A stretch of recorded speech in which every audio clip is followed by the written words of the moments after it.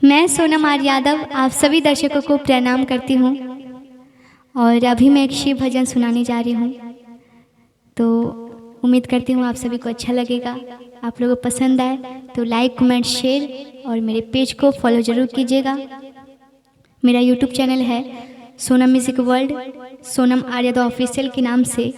तो आप लोग मेरे चैनल से जुड़ जाइए और मेरे चैनल को सब्सक्राइब कर लीजिए और बेल आइकन जरूर दबाइए, तभी आप लोगों के पास मेरे गाने का नोटिफिकेशन जाएगा।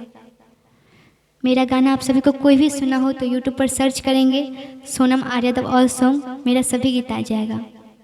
मेरे साथ तबले पे हैं रामध्यान भैया, इनका भी यूट्यूब चैनल है तबला रामध्यान गुप्ता के नाम से।